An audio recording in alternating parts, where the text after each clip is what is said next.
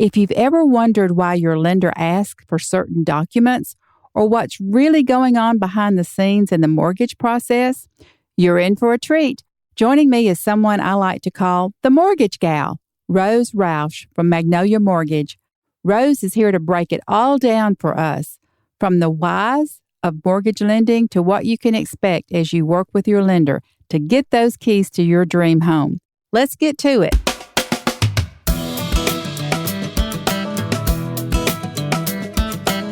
Hey there. Welcome to Your Real Estate Mama. I'm Jan Scott, and I'm here to help you navigate the ups and downs of buying or selling a home. I've been wrangling the real estate market for over 35 years, and trust me, with all this gray hair comes a whole lot of wisdom. I'm excited to share tips, a little humor, and plenty of encouragement to make your journey easier. Whether you're new or a regular, I'm so glad you're here. Follow the show for new episodes every week, and together we'll grow and help even more folks. Well, with me today is Rose the Mortgage Gal at Magnolia Mortgage. You know, Rose is a 5-year veteran of the mortgage industry, but her background is actually in human resources. So that sets her up perfect for being great customer service, relationship building, and education, which has always been very important to her. And I have worked with Rose, and I want to tell you, she is one amazing mortgage miracle worker. So glad to have you today, Rose. Thanks for having me, Jan. Let's talk about the very first thing that a potential home buyer should do. Like, other than call you first, we know they need to call you first. But what are the things that they need to have in order for you to look at their financials and get them approved? So the following is going to be required. The mortgage application, that'll go through the basics of, your job history, your, living addresses, things like that. So getting the basics.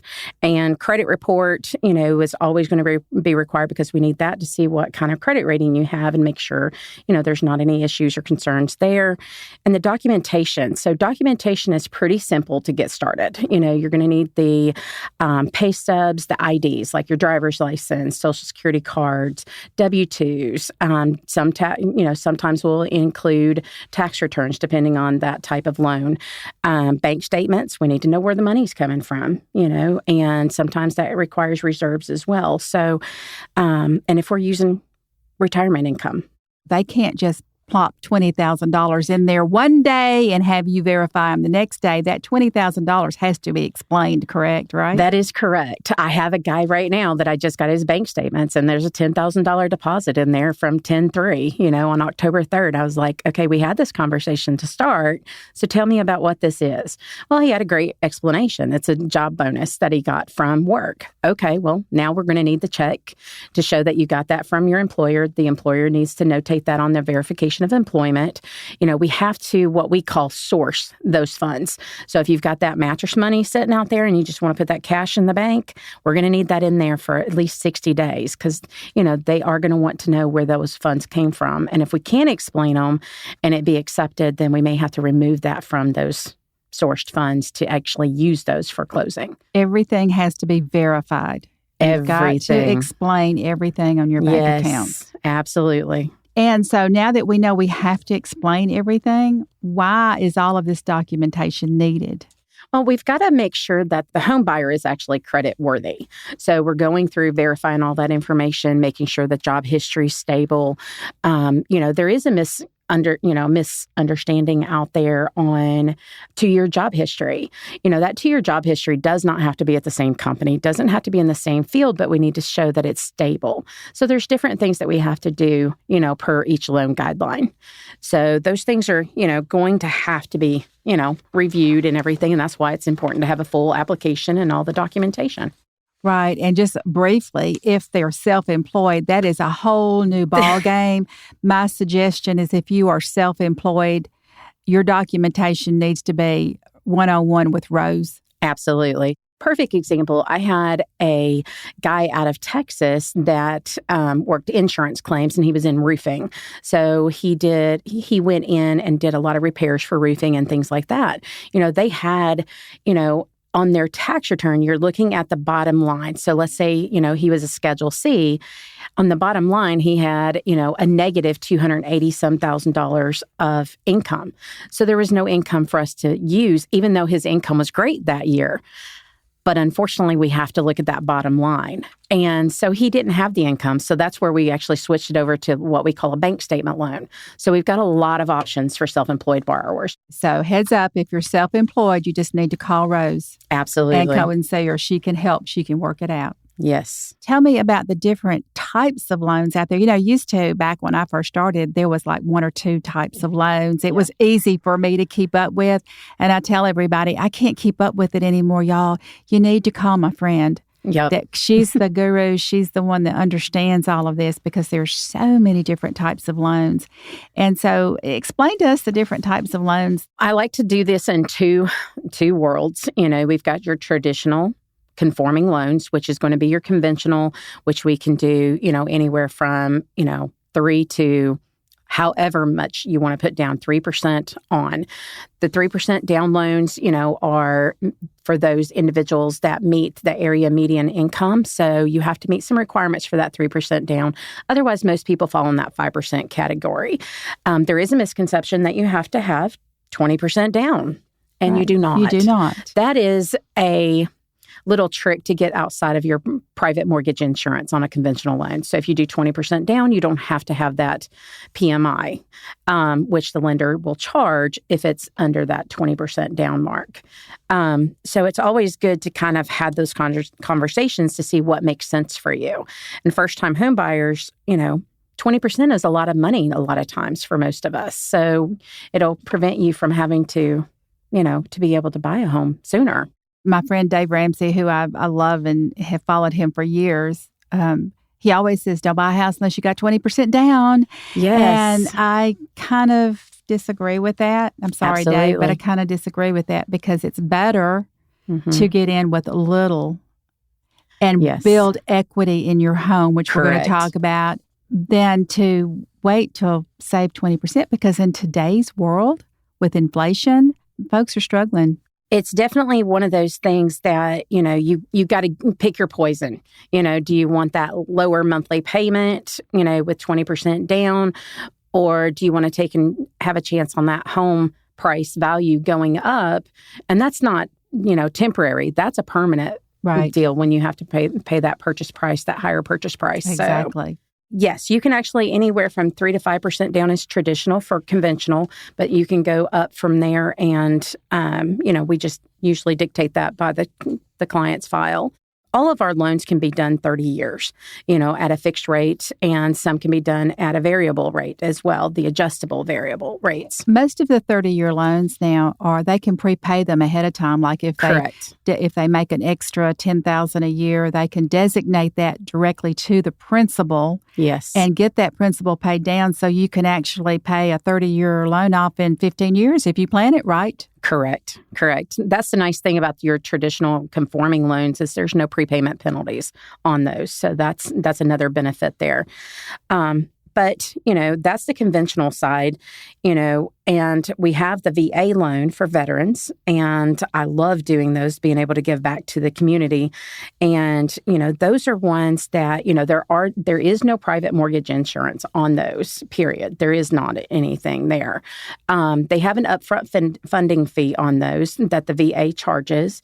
And that's based on the veteran himself or herself that shows, what that we'll pull like a certificate of eligibility. And, let's say you have a disabled veteran, they may be exempt from the funding fee. So then they pay nothing extra for that service to do a VA loan. And it's 0% down, and it does have flexible debt to income ratios and credit scores. So it definitely opens that up to a lot of veterans. And veteran loans are one of the best loans out there. There's a lot less foreclosures, and it's a very, very good product for those that qualify. I just closed one VA last week that we actually got that veteran. He was paying $1,800 in rent. Yes. And another agent brought me this buyer, and they already had him pre-qualified. The agent had done a great job in getting their work done. And when we closed last week, the veteran actually got $500 back at closing because it was zero. We worked out the closing to where the seller paid part, the lender paid part of it, got him in that house for no money, literally no money, and his payment was like $400 less than what his rent was. Absolutely. They were excited at closing. Those are great stories. So we also have, a couple of other options too. We've got the FHA, which is, the Federal Housing Administration loan, and that goes under the HUD. And we, do those at 3.5% down. Those are more known as the first-time homebuyer loans, but anyone can do an FHA loan. In my past, I've had 3 FHA loans on 3 homes. And so it's not just for first-time homebuyers, but it's a little more flexible on credit scores, debt-to-income ratios, things like that. So it helps more Americans get into the loans compared to a veteran or the conventional loan, because the conventional loan is going to be a little tighter and a little stricter than the FHA. There is the mortgage insurance premium on that, and that is something that FHA charges upfront and annually. And so they break that down in, monthly payments for you, just like your private mortgage insurance. Even though you've got that, sometimes the payment is less than a conventional because That's the interest correct. rate is less. So Correct. It's all about monthly payments. People like to look at the monthly payment. Don't care how we got there, just I need Correct. the lowest monthly payment. And a lot of times I have, first-time home buyers that are coming to me saying, they've been told they don't want an FHA loan. They need a conventional by their parents or, someone else in their life. And, when I really break it down for them on a black and white loan estimate for them to show them exactly what it looks like, a lot of times they will go the FHA route because sometimes that interest rate's a little lower. The mortgage insurance can be a little lower as well on a conventional, than a conventional loan because they're basing it more on your credit score. The FHA, it's a flat, 0.55% for the annual. The last one on the traditional loans is your USDA. So your USDA is going to be for those first-time home buyers or home buyers in a rural area, and those are from the rural development in our government. So those are backed by them. You can get some of those with no down payment? Those are zero down payment. So 0%. They're a little trickier, though, because you have income limits that we have per your area. So it's very specific to your area and location. Debt-to-income ratio is very tight. They've got that at a 34 and 41 debt-to-income ratio. Again, none of those products that we just talked about, those loan programs, none of those have prepayment penalties. So you can pay those, as you said, early, pay them a little more, throughout the year to get that, that 30-year And somebody faster. That's listening to us today, the debt to income, just briefly, that is basically, can you explain just what that, we call it DTI, debt to ratio income. What is that for? What is that? That is part of that credit worthiness that I mentioned earlier. That's where we're actually going to grade that file. So if you have a higher DTI, debt to income ratio, then we may not be able to close that loan. We may have to do some work. Maybe the income needs to come up. Maybe some debts need to be paid off. So that's what's going to help us determine, along with the credit score, where you fit in which loan product. So a lot of people, unfortunately, with that USDA loan can't fit into that because of that debt to income. So we move them over into the FHA loan because that DTI can go up higher. Right, which is a great reason that they need to meet with you so you can look at their situation and find out what loan is best for them. Basically, the way I see the debt to income is they look at what you owe, And they look at how much income you make. That's kind of it in a nutshell. That is. Well, let's just do a quick example. So let's say that your total, because we have two sides of a DTI. So you've got your front end and your back end. So your front end is going to be your housing ratio. So it's just the housing expense for that home that you're purchasing. And so let's say this scenario was $2,067 is what the house payment would be. Your income is $6,755, so $6,755. When you divide that out, you've got 31% for your front end DTI. That's just the housing ratio. So that sounds great, but then let's add in some additional debts. So let's say you've got a $450 car payment and a $100 credit card bill, monthly. So let's add that in. So we add those monies in there. So now our total expenses for the month is $2,617. So $2,617 a month. Divide that by the $6,755 for income. Now you're at a 39% debt to income ratio. We've got to make sure that, those ratios are in line. And it's not as black and white as a lot of people think. I have realtors and buyers that call and say, well, what's the credit score? What's the debt to income ratio need to be for this loan type? There's more that goes into that. So, we have what's called DU and LP. So we're actually running automated underwriting systems behind the scenes with these files once we have all the information in.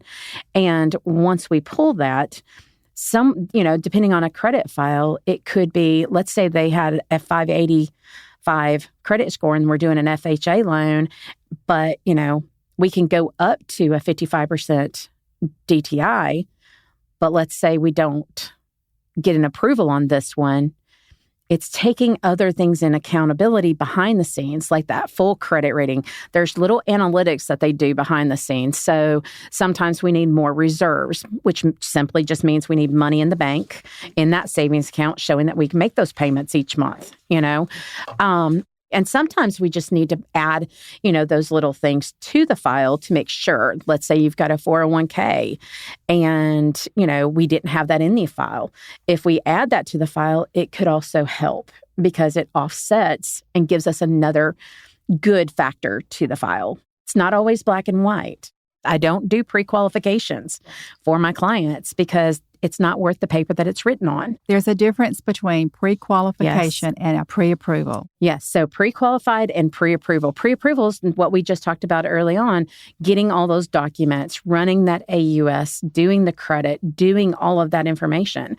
And that shows that you've actually done your job up front as a loan officer. And being pre-approved gets you more buying power because Correct. When your agent presents the offer to your new home, and they can show that you're pre-approved, not pre-qualified, yes, then, hey, they know that you're good to go. Absolutely. That you're ready to go to closing. They know that you've already done those extra steps to do that process. And it's not just a conversation that you had with a loan officer or lender. Rose, tell me, what all is included in your mortgage payment? We like to call that our PITI. So that's going to be your principal, interest, taxes, and insurance. And the insurance, that's your homeowner's insurance. So you're going to actually have that mortgage insurance as well. So any insurances that we have.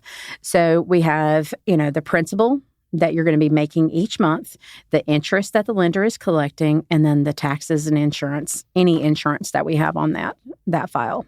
Another little myth out there that's busted is, a lot of people, and I was one of those when I was younger, that I was told that, the escrow account, which is your taxes and insurance, that the lender sets up and actually holds those funds until they make those annual payments for your insurance and taxes. That is not... There's no interest paid on that. That is simply your money going into a separate account. And again, what the lender is doing is making sure that those things are getting paid. It's a risk that that makes it a little easier. Well, let's talk about the loan process. Once they come in and that you have been pre-approved, tell us what happens behind the scenes, because all they come in and they fill out forms and they e-sign on the computer. They don't see what goes on in your office behind the scenes. And I'd like for them to be educated on that. So I just had a client. They just got under contract yesterday. So I got the contract last night, and I talked to the mom, and she's like, "So tell me why it takes 30 days to close a loan." I was like, well, that's a great question, because again, they think they've already provided everything up front, right? In those documents that we talked about earlier. Well, there's other things that go on behind the scenes. So let's talk about everything. So I'm going to get that contract today, and when I get back to the office, we're going to actually go through and update their application now with the remainder of the information. We're going to add those addresses. We're going to add the purchase price, the down payments. We're going to call the client, talk about, the interest rates, where they're sitting now. Are we ready to lock today, or do we want to wait a little bit, depending on what the market is? When you say lock, you're talking about locking their rate to where if the interest rate goes up, they're protected until we can get this closed. And then once I'm finished with the file, then I have to submit that over to my processor. The processor is then going to tidy that file up, get our initial loan estimates, our disclosures and everything like that ready to be sent to the buyers to sign. Those documents have to be sent to our buyers within 3 days of getting the contract. So we have a lot of different guidelines that we have to hit as lenders behind the scenes that, aren't known out there, for regulation side. So we have to do those. And what my processor is doing a lot of different ordering. We're going to order appraisals. We're going to order title work. We're going to, start getting that file ready for the underwriter. So when the underwriter gets the file, they're going to evaluate all of our documents that we provided up front. And then they're going to come back and actually, the underwriter is going to review the file against that specific loan guideline that we did. So if we're doing an FHA guideline or FHA loan, they've got to review and make sure that those guidelines are met within the information that we've provided to them. They're also going to do other reports behind the scenes. So credit reports are great, but it doesn't show everything. It's going to pull different public records behind the scenes. Is there any liens out there that you're attached to? Is there any properties that you didn't disclose that you're attached to? Things like that. So there's a lot of things that go in behind the scenes, and those take a little extra time. Typically, the initial review from the underwriter comes out within 3 to 7 business days. And that's when we can actually start working what we call as loan officers conditions. That's where we're going to go. The underwriter says we need a letter of explanation. We see on your credit report that you had credit pulled in the last 120 days. We need to make sure that there was no additional new credit that was received through that's not reporting on the credit report yet. So it's important that they don't get frustrated when you ask for these things. I know I have had some frustration come back in the past where, why are they wanting this? Or why are they wanting that? I thought I had given that to them. Yes. Well, there's so many hands in this process. So one of the things, that we always have to explain is, okay, so I just got bank statements, just like, earlier I said that $10,000 deposit on there on October 3rd. Now I need an additional document to explain that. So anytime we provide additional documentation, you're not done until it's reviewed. And then they come back sometimes and ask for more, and that's pretty common, Right. And I always tell my folks, it's not over until we walk away closing day with key in hand. Yes. So, and honestly, that's it. Once we, work through those conditions with the underwriter and get everything resubmitted back, that's when they're going to evaluate it again and make sure there's nothing else that popped up in that documentation. And then they'll issue what's called a clear to close. And that's where we're going to get the numbers from the closer. There'll be a closer assigned, and then we actually start working with our title company or the closing attorneys, whichever your state or area provides for that. And then we start balancing and getting the final numbers. Docs are drawn and sent for closing, and then we meet at closing table. We get a clear to close. The words we wait for. The words we love to hear. I always tell especially my first-time home buyers that have never been through this process before, that they're kind of are the ones that kind of get a little frustrated with the system. I tell them right up front, they're going to want to know everything. They're going to want your blood type. They're going to want to know your mother's maiden name.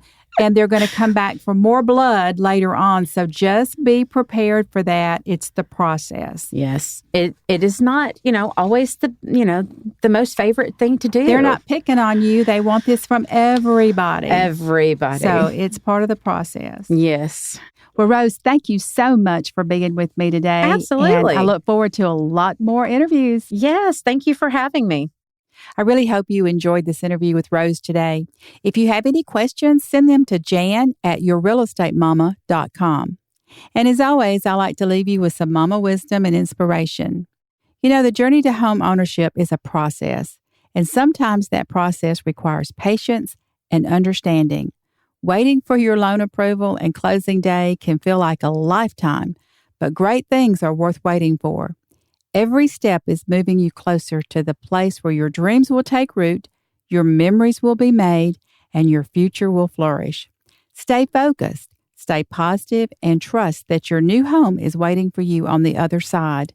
That reminds me of Hebrews 6:11 about the importance of perseverance and diligence in the Christian life. It says, "We want each of you to show the same diligence to the very end, so that what you hope for may be fully realized." Until next time, keep believing, keep dreaming, and remember, I'm here to walk this journey with you. You've got this, and soon you'll have the keys to your very own front door. Well, that's a wrap. Follow the show for new episodes every week. Don't forget to leave a review, rating, or comment on your favorite podcast platform. Feel free to send me an email to jan@yourrealestatemama.com. I love hearing your questions and comments, and I'd be happy to help you find a great real estate agent anywhere you live. Be sure to follow me on Facebook at Your Real Estate Mama Podcast. Until next time, y'all take care. Happy house hunting, and remember, you should always listen to your mama.